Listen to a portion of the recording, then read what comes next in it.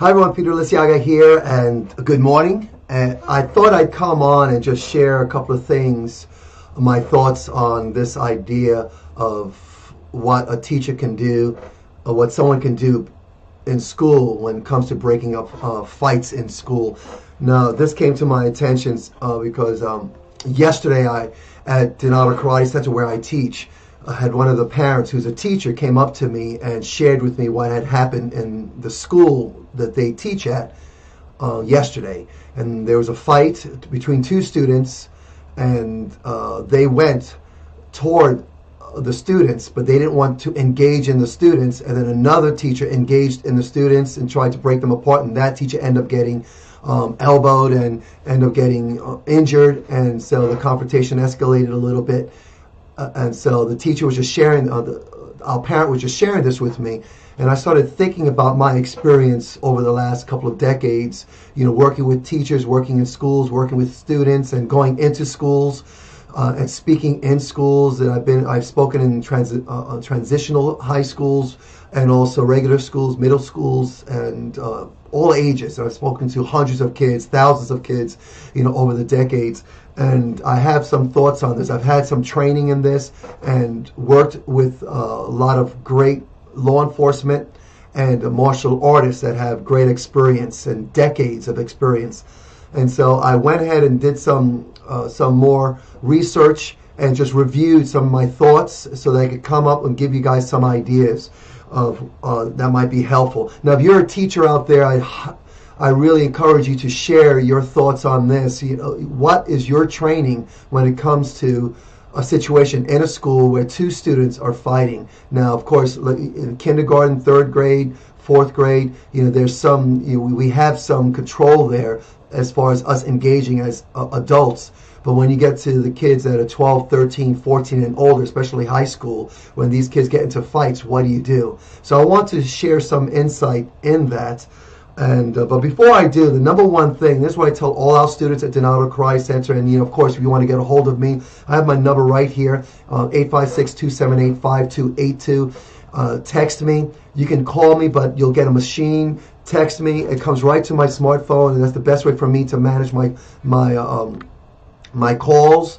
Texting is the best way. So text me 856-278-5282 and let me know if you had any training with respect to dealing with students that are in a physical confrontation or even a verbal confrontation. What's the training that goes on there? I'm curious what kind of training that you've gotten, and if you have gotten training, what part of it do you remember? Do you retain any of it? And also, of course, if you want to find out about our martial arts program, Donato Karate Center, DonatoKarate.com is the best place to go for our class schedule. Anyway, the first thing I want to just share with you is what I tell all our students, tell everyone. There's a couple of workshops that I'm doing for self-defense, and this is the number one thing. Number one thing is the ABCs of safety. And we'll just really go through this. Also, the ABCs of self-defense, but safety. ABCs of safety. If you want to create a safe, emotionally and physically safe environment, okay, these are key things that I highly recommend that you remember and that you just become really a master in understanding these. And they're very, very simple, and that's why we call them ABCs. The first one is this awareness, being aware of your situation and your surroundings, being aware of the students. And let me speak to directly to teachers and those of you that are working in our schools. High level of awareness. You're in an environment, it's an educational environment. We want it safe, emotionally and physically safe environment. So be aware of where you are, who's around you, the students, and who these students are. If you know the students, just take note of their demeanor. And that's the one thing I do when students come into our school at Donato Karate Center. The first thing that I do, I want to be aware of their physical state and also get some insight on what's going on in their heads, their emotional state. So I can look at their body language and their demeanor, and then I can get some ideas of how they're feeling for that day. And I want to be aware of that, and I want to assess it, and then I move to the right appropriate action. And so there are times I have high energy. The kids are coming in, and then right away, hey kids, how you doing today? Great. Welcome to Donato Karate. You guys ready for a great day of martial arts today? And sometimes the kids will come back and they'll be very tired. And then I assess this, and very quickly I'll then change my action where it's appropriate. Where if they're having a bad day, sometimes kids just have a horrible day, they have a bad day. And sometimes we'll have days where students come in and that's just the vibe from all the students. And I can see, and I'm aware of that from the parents as well. So I'm saying, oh my gosh, generally we're having a rough day. Now I might be feeling great. Okay, however, generally everyone is not feeling as great. So then I must move to the right appropriate action, not partner up with them with this low energy, but be aware of it and move with the right words that's appropriate and the action that's appropriate. And so it's important that we as educators really be aware of the students and who's around us, everything, and then assess it and then move to the right appropriate action. And then B is this, be calm and breathe. If you realize, let's say there's a situation, there are times when a student will come in, I can see that they definitely had a rough day and they're being very defiant or they're not being very compliant at all. And so I don't panic. I stay calm. I take a breath in, and then I really want to let them know that I really do care. And then I will then go in, but in a very calm way, speak to them, talk to them, and I'm very sincere. I do the best that I can not to talk down to them. So they might be a 3 or 4 year old, because we teach as young as 3.5-year-olds. So I don't want to talk down to the student, but I want to come down to a level where they can understand me, but at the same time that I'm not really letting them feel like that I'm talking down to them or patronizing them. And so it's very important that you stay calm no matter what's going on. Next thing is that communicating clearly and confidently and in the right tonality that's appropriate for that child, or even for the parents. Sometimes parents come in and they'll drop their kids off, and it's obvious that the parent's having a really rough day. And I've had parents just bring their kids in. It's almost like they drop their kids off, almost like they're literally throwing their kids in there. And they said, I've had it with that kid. And so, I will then calmly, speak to the parent. The parent will share with him what's going on, but I'll communicate very clearly and very concisely and very confidently. But at the same time, there's a communication. So the communication has to be clear, has to be confident, and this way we can move to a calm resolution. And so it's important. And the last thing here. Now we have the ABCs of safety and self-defense that go all the way through to Z, but I'll stop on the next one. This is the D. And the last thing we want is to make a situation worse. And so really be aware of the fact of that you don't want to make a situation worse. That's why it's so important that you are aware of a situation, assess it, and move to the right appropriate action, because you don't want to make a situation worse. You want to make it better. Okay, so with all that being said, so let's talk about what happens. I want to talk specifically about this for educators or anyone that's working in the school, whether you're an administrator or a teacher. And then for many of you, hopefully, this is something that you already know, but maybe it's maybe for you it'd be a review. If you don't know, then you're that one person that I'm speaking to today that I'm going to share this with. Basic techniques, basic fundamental techniques and strategies and tactics for teachers and administrators, school personnel. It doesn't matter. If you're an adult in a school, you are in a position of authority and in a position to make a difference, in a position to do something about a confrontation. Okay, so if students are having a fight and maybe they're starting off with arguments, and you know how it works, something happens and there's words, there's always typically words before physical confrontation, then it just escalates. And so we do talk about de-escalation skills. However, young people really don't know how to de-escalate a situation. If something happens, it sparks, and all of a sudden just escalates, and gets to the point where now you have a physical confrontation. So a lot of things have happened to get to that point of a physical confrontation. So now if you're in this environment and you are aware, you might be able to see something happening, maybe a word that was said, maybe someone's demeanor, maybe you see that, you could tell when someone's getting to that point where they're getting frustrated and they're getting into a position where they're going to respond in a very violent way. You can see, if you're watching, you can see that the body changes, the energy changes. So if you're aware of that, you can assess it, and then you can maybe engage and then move to the right appropriate action to not allow it to escalate, to maybe de-escalate a situation. But however, if we get to a situation that there's a violent, there's a fight going on, what do you do? So here are some things you want to do. And I take this from a book that I have in my library called Techniques for Managing Verbally and Physically Aggressive Students. And it's written by Beverly Johns and Valerie Carr. And so it's a book. You could go online and find this. I believe you can still get it online. But that's one of the books that are in my library, and I want to share that with you. So this is taken from that. And of course, there's some of my thoughts on it. The first thing is never ignore the aggression. I know it's scary. It's a lot of things. There's this. We have this this nature about us, just how human nature is either to fight or flight, to see a situation and we want to get out when we're afraid, but we don't want to ignore it. We want to make sure that we are aware, and then we move cautiously. So if we do ignore it, these little aggressions then quickly can grow, become more and more violent and more aggressive, and so you don't want that. So as the adult, we need to engage. We need to not ignore it, not just walk away, because it makes it worse. And of course, if we're a teacher and we may be liable, so we don't want to ignore it, because later on down the line, someone's going to ask, "Why didn't you do something?" And what will your answer be? "I was afraid. I didn't want to get hurt." We need to have courage and we need to move forward, but we need to be intelligent about this, which is why I wanted to share this with you guys. Next is, once you're aware of a situation and you're not going to ignore it, you go toward it, very cautiously. You're moving toward it. And sometimes just the presence of an adult, when they are aware there's an adult there, sometimes this will just simply de-escalate a situation when they know there's an adult there. But at times, when two individuals get to that state where they're fighting, they just get narrow vision and they don't see anything else. All they see is the potential danger and the confrontation, and they get caught up into that. I remember many, many years ago, I was doing a show, and backstage, two of our actors got into, these are big guys, two of the big guys in our show got into a confrontation. They were friends, but all of a sudden something happened, it escalated, and all of a sudden they started throwing punches at each other.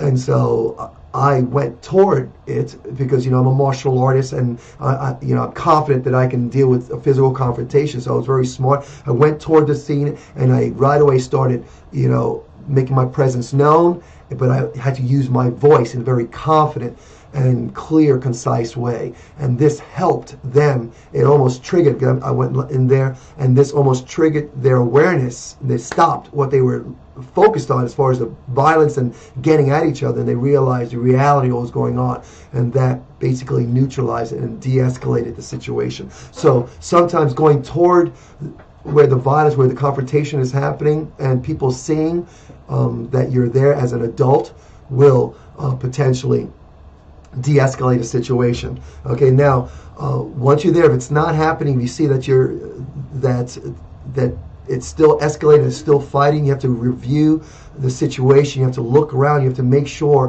what's going on there, evaluate, don't jump in, don't go into the situation, stay at a distance, look at what's going on there, and determine what's really happening there, who's there, and what's likely to happen if it continues. If the situation includes other members of, let's say, little groups, like little gangs, little cliques, you want to look there. You also want to look to see if there's other teachers, other adults there. So you want to make sure you review the situation, look and have a good overview of what's going on there. And then this is you assessing. You become aware of a situation, and now you are assessing the situation before you get in there in a deeper way. So once that's done, once you've established all that, and of course this happens really, really fast, you want to look also to see if there are any weapons present, whether they're knives or firearms or sticks or anything. If someone's holding a chair, someone has something in their hand, make sure you are aware of that, because anything is really a weapon.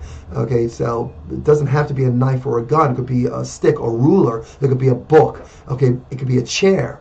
Okay, it could be something. So make sure you are aware if there's anything that someone has in their hands, especially those that are in a physical confrontation or those that are around them. So you have to look out for that, be aware of that, and then assess that. And then next thing is in a very strong voice, very confident. Again, we're talking about communicating clearly and confidently. You must tell everyone, tell the students that they must stop what they're doing. You say it clearly, you shout it out. Again, this is a volatile situation. Emotions are flying. People have this narrow vision. They're not hearing things, so you have to really get in there with this loud voice. And then just that loud voice sometimes will get them. This is what happened to me. That loud voice really shocks them into the reality of what's really going on here, because they get so caught up in their emotions and so caught up into that violent moment that you have to shock them out of it, wake them up from it, and make them aware of what's really going on around them. Okay, so sometimes this will stop it completely and de-escalate the whole situation. And then also you may want to look for the other any of the adults there, and then make sure you instruct them, give them some direction. Okay, guys, but use that voice, very strong voice, and then you'll tell any of the onlookers there to leave the area right away. If there's students there, you tell them leave. You tell them to go out, go to the office, tell them somewhere to go, depending on where you are. Whether it's a classroom, you tell everyone to go step out into the hallway. Or if it's in a lunchroom, you tell everyone to go to one side of the lunchroom or leave. Okay, so you'll tell all the onlookers to leave. And if you know some of them, call them by name and then tell them where to go specifically. Make sure you call them by name, get them to go, because again, this clear voice, you're in charge, you're not engaging physically, you're engaging verbally, and you're using your verbal, your words, your energy. Again, confident, clear communication. Okay, next thing, you'll tell the onlookers and those involved in this confrontation, in this aggression, the consequences if they do not follow your direction. And again, you are driving these clear words of communication, and you clearly tell them, if you don't stop, this is what's happened, and you let them know this is who you are. Tell them to stop, make sure it's clear, and you're still speaking. You're not physically getting in there. You are using your words, staying at a safe distance. Okay, and then you take mental note of the names of everyone around there. It's important. You look at them, take verbal as you're doing all this.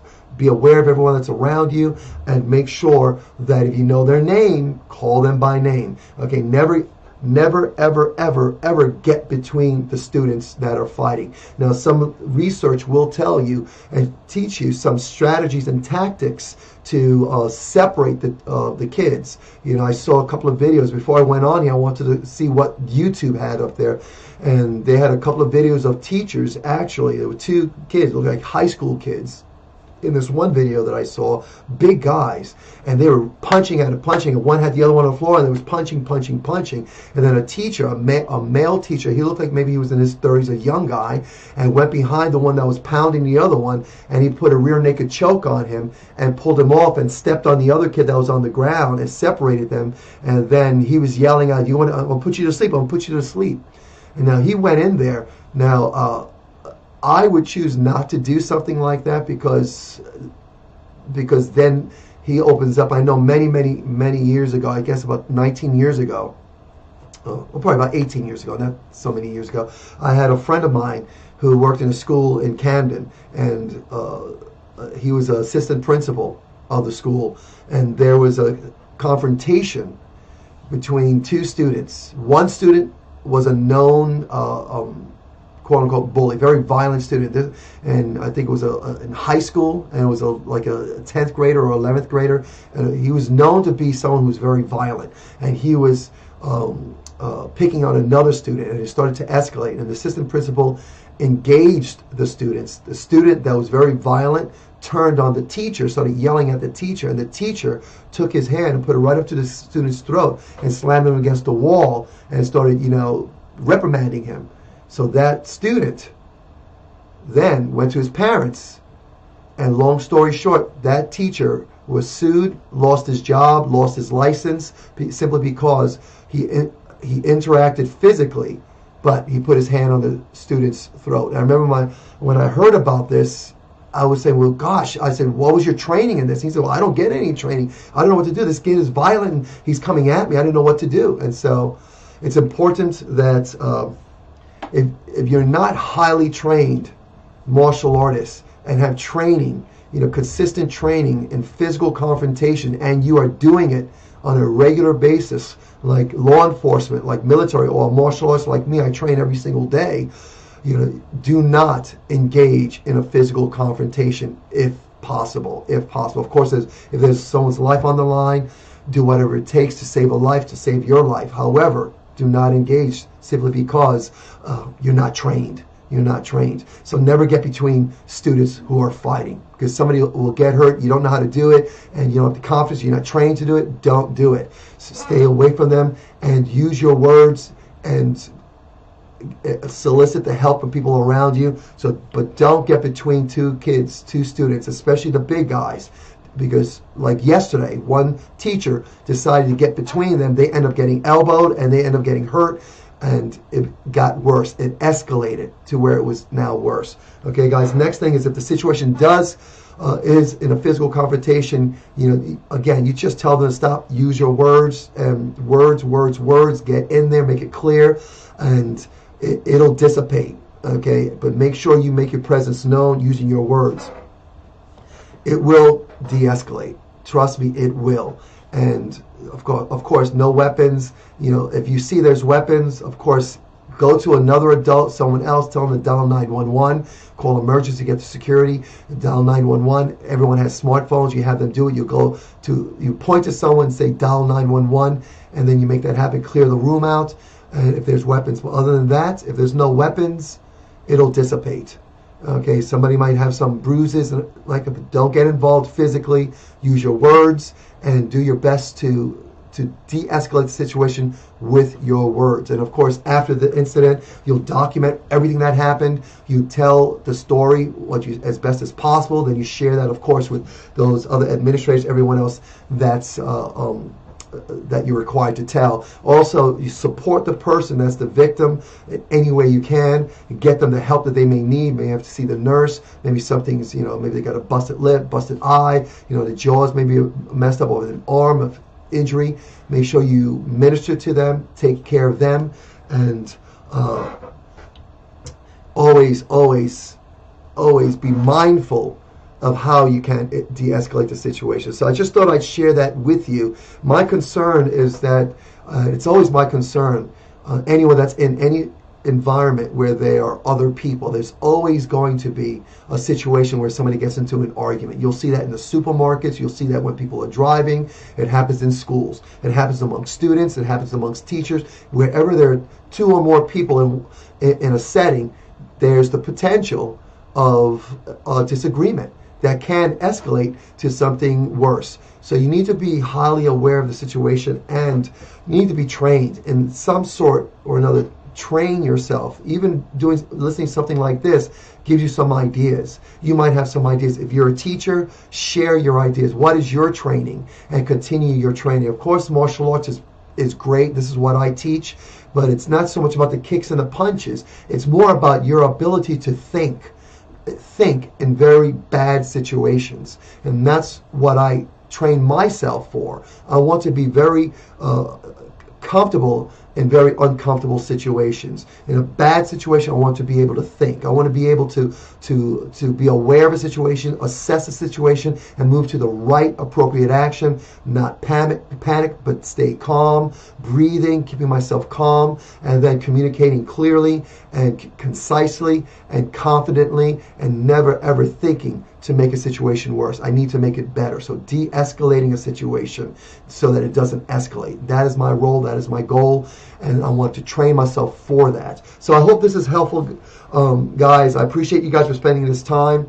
And it's something that's really, it's always heavy on my heart, because, being a teacher is tough, especially these days, with all, with what's going on in academics. There's things you cannot say, things you cannot do to resolve situations. So you be very careful of these things. But the bottom line is, you got to train yourself. You've got to be trained. And so I highly encourage everyone to, especially if you're an educator, but everyone, no matter who you are, get the training. Understand what what you can do or what you cannot do. But all the way back to the ABCs of safety, understand that the ABCs of safety. And I have the whole list. If you want the list, let me know. I'll send you a PDF file of it. Just text me, say give me ABCs of safety, and I'll send that to you. Just a PDF file, or just write it in the comment section below, a PDF file for the ABCs of safety that you can just be aware of and just go through. But the three simply is this. A is be aware. Be a master of awareness. Be a master of your ability to assess the situation, and be a master at your ability to move to the right appropriate action. And then also be a master of calming yourself down, understanding breathing techniques. And then also be a master of communication, communicating clearly and confidently with that voice that says that you are serious. And then also, having the ability not to make a situation worse. Don't ever make a situation worse. Always think to de-escalate a situation. What can I do to help this situation, to be the peace in this storm right now? Okay, guys, so I'll leave you with that. Thank you so much for spending this time. Again, Peter Liciaga, your lower martial arts guy, master instructor at Donato Karate Center. You want to find out about the programs there, just go to donatokarate.com. If you want to connect with me personally, right here directly, text me. Okay, my number is 856-278-5282, and you can call it, but you'll get a machine because I won't answer my phone, but I will answer texts. So it gives you the ability, at least the challenge to type out in a very clear, concise way, communicate with me your comment or your question. Okay, guys? Have a great day. Talk to you guys soon.